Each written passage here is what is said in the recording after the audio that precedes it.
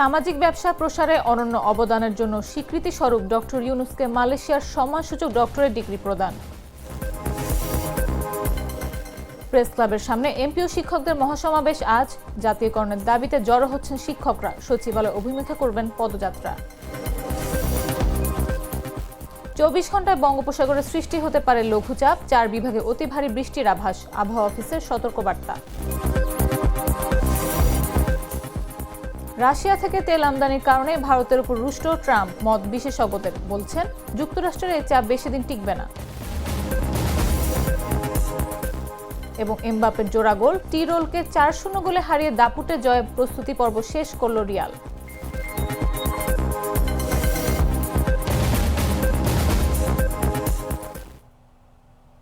বেলা 11টা নিউজে সবাইকে আমন্ত্রণ।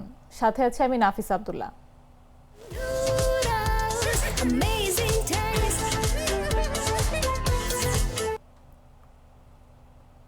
নোবেল শান্তি পুরস্কার বিজয়ী ও বাংলাদেশের অন্তর্বর্তী সরকারের প্রধান উপদেষ্টা প্রফেসর মোহাম্মদ ইউনুসকে সম্মানসূচক ডক্টরেট ডিগ্রি প্রদান করল মালয়েশিয়ার ন্যাশনাল ইউনিভার্সিটি ইউকেএম। বুধবার কুয়ালালামপুরে ইউকেএম বিশ্ববিদ্যালয় অডিটোরিয়ামে আয়োজিত এক আনন্দঘন পরিবেশে বিশ্ববিদ্যালয়ের চ্যান্সেলরের কাছ থেকে সম্মানসূচক ডক্টরেট ডিগ্রির সনদ নেন প্রফেসর মোহাম্মদ ইউনুস। বিশ্ববিদ্যালয় কর্তৃপক্ষ জানায়, প্রফেসর ইউনুসের সামাজিক ব্যবসা প্রসারে অনন্য অবদানের স্বীকৃতি স্বরূপ এ সম্মাননা প্রদান করা হয়েছে। এ উপলক্ষে ইউকেএম বিশ্ববিদ্যালয় অডিটোরিয়ামের ওই অনুষ্ঠানে বক্তব্য দেন প্রফেসর ইউনুস।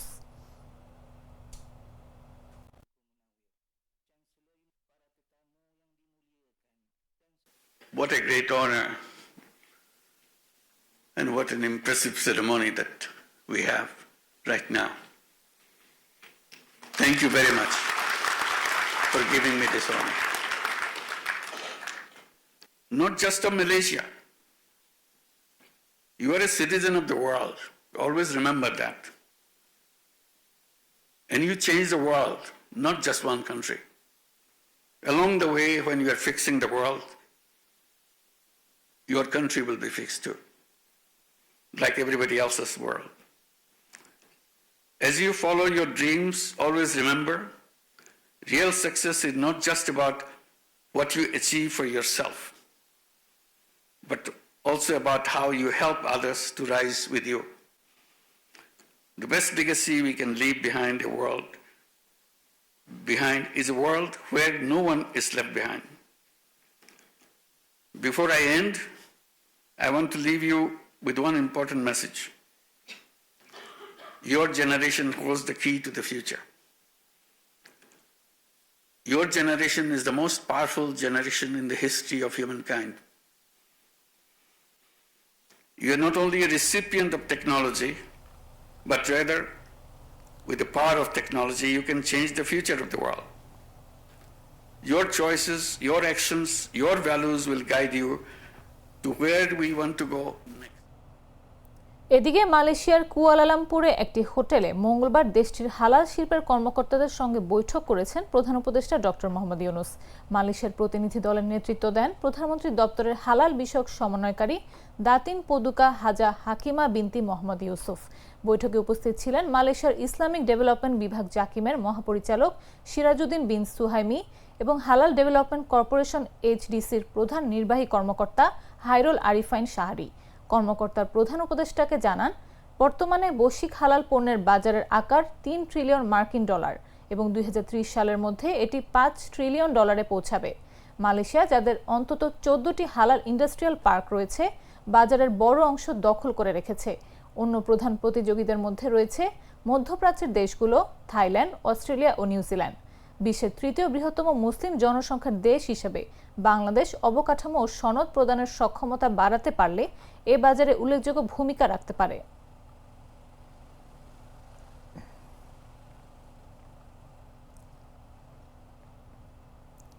বেসরকারি শিক্ষা প্রতিষ্ঠান জাতীয়করণের দাবিতে জাতীয় প্রেস ক্লাবের সামনে এমপিও শিক্ষকদের মহাসমাবেশ আজ। বুধবার সকাল 10টায় এ সমাবেশ শুরু হবে। সমাবেশে যোগ দিতে এরই মধ্যে প্রেস ক্লাবের সামনে জড়ো হয়েছেন দেশের বিভিন্ন জেলা থেকে আসা শিক্ষকরা। এমপিওভুক্ত শিক্ষা প্রতিষ্ঠান জাতীয়করণ প্রত্যাশী জোটের ব্যানারে তারা এ সমাবেশে যোগ দেন। ঘোষিত কর্মসূচি অনুযায়ী সকাল 10টা থেকে দুপুর 2টা পর্যন্ত জাতীয় প্রেস ক্লাবের সামনে মহাসমাবেশ করবেন এমপিও শিক্ষকরা। এরপর তারা সচিবালয় অভিমুখে পদযাত্রা করবেন। জাতীয়করণ প্রত্যাশী জোটের সদস্য সচিব অধ্যক্ষ দেলওয়ার হোসেন আজিজি বলেন, বেলা বাড়লে শিক্ষকদের উপস্থিতি আরও বাড়বে। দাবি আদায় বেসরকারি শিক্ষকরা আজকে নতুন ইতিহাস তৈরি করবেন।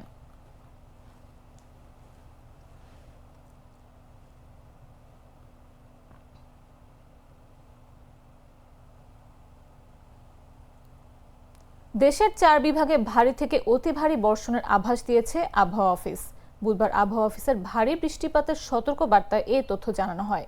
এতে বলা হয়, সক্রিয় দক্ষিণ পশ্চিম মৌসুমী বায়ুর প্রভাবে আজ বুধবার সকাল 9টা থেকে পরবর্তী 24 ঘন্টায় রাজশাহী, রংপুর, ময়মনসিংহ ও সিলেট বিভাগের কোথাও কোথাও ভারী থেকে অতি ভারী বৃষ্টি হতে পারে। পাশাপাশি আগামী 24 ঘন্টায় বঙ্গোপসাগর ও তৎসংলগ্ন উত্তর পশ্চিম বঙ্গোপসাগরে একটি লঘুচাপ সৃষ্টি হতে পারে। এর প্রভাবে দেশে বৃষ্টি বাড়তে পারে বলেও জানায় আবহাওয়া অফিস।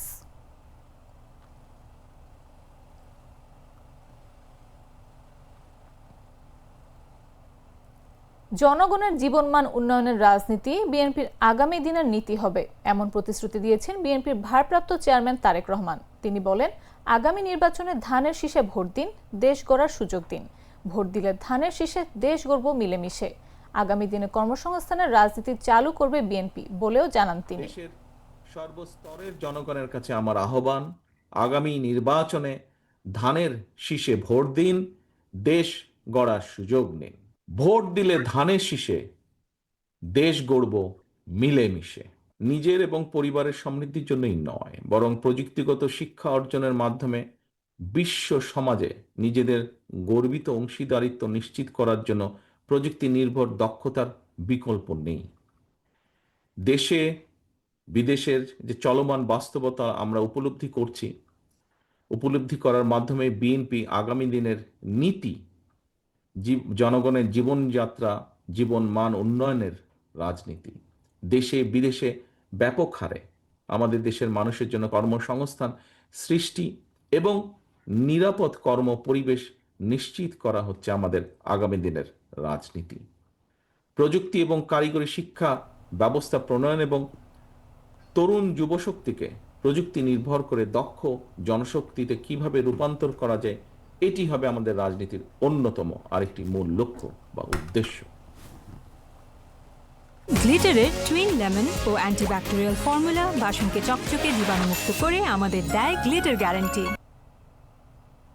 মামলা দিয়ে ভয় দেখানো যাবে না বলে মন্তব্য করলেন জাতীয় নাগরিক পার্টি এনসিপির উত্তরাঞ্চলের মুখ্য সংগঠক সার্জিস আলম। তিনি বলেন, তার বিরুদ্ধে 10 কোটি টাকার মানহানির মামলা করা হয়েছে। এসব মামলা দিয়ে তাদের ভয় দেখানো যাবে না। মঙ্গলবার সন্ধ্যায় আন্তর্জাতিক যুব দিবস উপলক্ষে এনসিপির যুব সংগঠন জাতীয় যুব শক্তি আয়োজিত জাতীয় যুব সম্মেলনে এ মন্তব্য করেন তিনি। বিএনপি নেতাদের সমালোচনা করে সার্জিস আলম বলেন, বিএনপি নেতা হাবিবুর রহমান ও ফজলুর রহমানের বক্তব্য শিক্ষার্থীদের আশাহত করেছে। আগে অ্যানি ভাইয়েরা কারাগার থেকে বুক ফুলিয়ে কোর্টে হাজিরা দিতে আসতেন।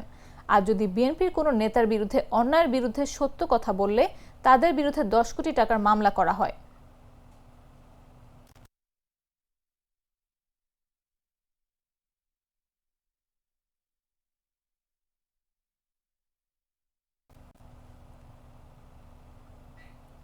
পাবনার ঈশ্বরদীতে পদ্মার পানি প্রতিদিন গড়ে 10 থেকে 15 সেন্টিমিটার করে বাড়ছে। মঙ্গলবার পাকশী হার্ডিন্স ব্রিজ পয়েন্টে পানির উচ্চতা পরিমাপ করা হয় 12.80 সেন্টিমিটার। আর মাত্র 1 মিটার অর্থাৎ 13.80 উচ্চতা হলে পদ্মার পানি হার্ডিন্স ব্রিজ পয়েন্টে বিপদসীমা অতিক্রম করবে। এদিকে নদী রক্ষা বাঁধ উপচে পানি উপজেলার থাপাড়ি, আরামবাড়িয়া, ইসলামপুর সহ নদী তীরবর্তী গ্রামে প্রবেশের উপক্রম হয়েছে। নদী তীরবর্তী ফসলি জমিতে পানি উঠে গেছে। উপজেলার লক্ষ্মীকুণ্ডা ইউনিয়নের শত শত একর জমির কলা বাগান এখন পানির নিচে। এখনকার শাকসবজির জমিতে পানি উঠতে শুরু করেছে, ফলে এখানকার ফসল নষ্ট হতে শুরু হয়েছে।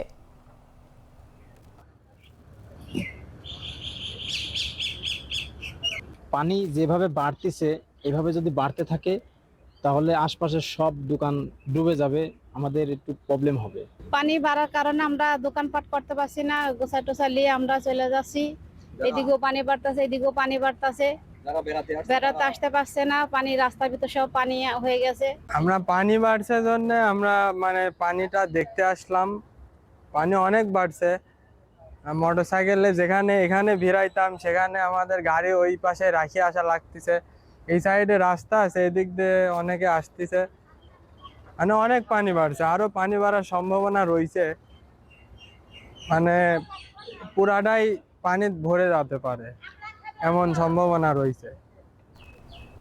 এখানকার পানির প্রতিদিনের উচ্চতা গড়ে প্রায় 10 থেকে 12 সেন্টিমিটার করে ক্রমাগত বাড়ছে। তো গত কালকে সকাল 9টায় ছিল 12.70 মিটার এবং আজকে ইসলামী আন্দোলন বাংলাদেশের সিনিয়র নায়েবে আমির মুফতি সৈয়দ মোহাম্মদ ফয়জুল করিম বলেছেন, সত্য কথা বলায় সার্জিসের নামে মামলা হয়েছে। এ ঘটনায় তিনি বিস্মিত ও ব্যথিত। মঙ্গলবার বিকেলে ইসলামী আন্দোলন কিশোরগঞ্জ জেলা শাখা আয়োজিত গণসমাবেশে তিনি একথা বলেন। তিনি বলেন, আজ বিএনপির প্রতি করুণাও হয়। যাদের আন্দোলনের ধারায় তারা মুক্ত হয়েছে, আজ তাদের বিরুদ্ধে মামলা করা হলো। যদি সার্জিসরা না থাকতো, তারেক রহমানের দেশে ফেরার স্বপ্ন দেখার সুযোগ হতো না। খালেদা জিয়া বিদেশে গিয়ে চিকিৎসা করাতে পারতেন না, আর খোলা আকাশের নিচে মুক্তভাবে রাজনীতি করার সুযোগও মিলত না।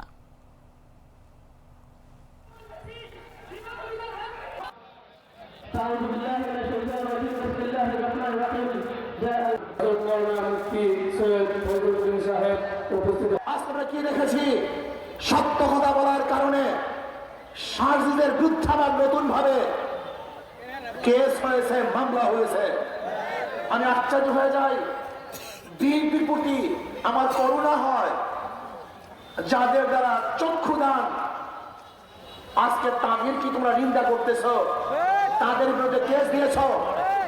আজকে তারেক জিয়া বাংলাদেশে ফেরার স্বপ্ন দেখতো না যদি সার্জিস না থাকতো। আজকে তোমার নেত্রীকে চিকিৎসা করার জন্য বিদেশে পাঠাতে পারত না যদি আজকে ওরা না থাকতো।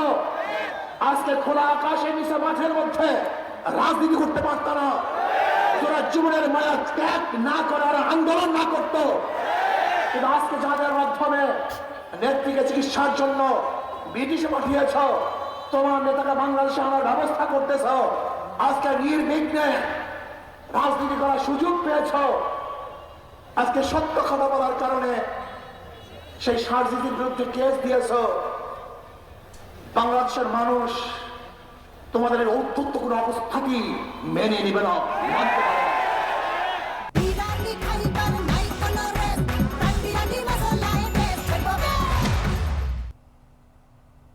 জানাবো আন্তর্জাতিক সংবাদ।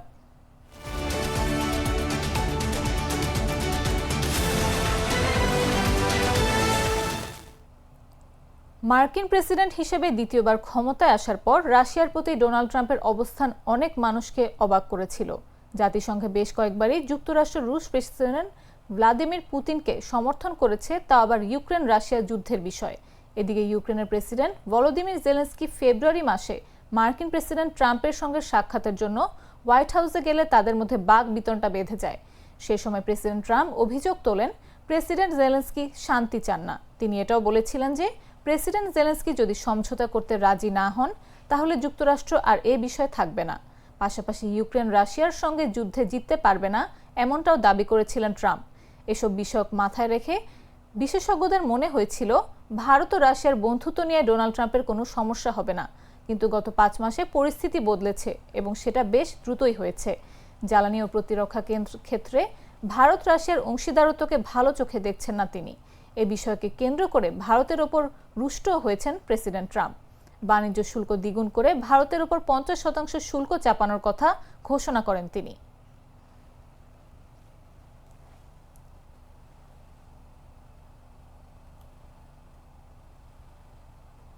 এবারে খেলার খবর।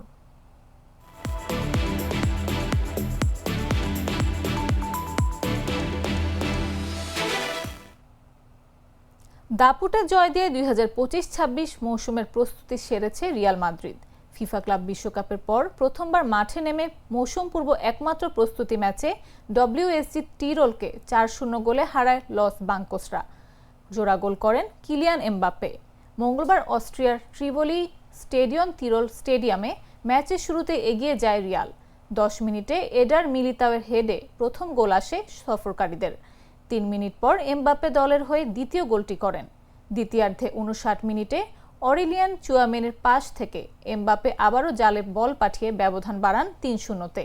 এরপর কোচ দাবি এরপর কোচ জাবি আলানসো একসঙ্গে 7টি পরিবর্তন আনেন। বদলি হিসেবে নামা রদ্রিগো 82 মিনিটে এমবাপ্পের সঙ্গে দারুণ পাস বিনিময়ের পর দলের চতুর্থ গোল করেন।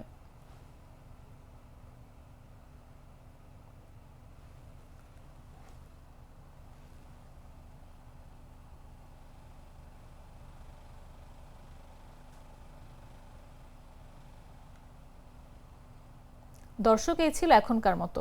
প্রতি মুহূর্তের সর্বশেষ খবর পেতে ভিজিট করুন jagonews24.com, ফলো করুন আমাদের ভেরিফাইড ফেসবুক পেজ এবং সাবস্ক্রাইব করুন জাগো নিউজের ইউটিউব চ্যানেল। এতক্ষণ সাথে থাকার জন্য ধন্যবাদ সবাইকে।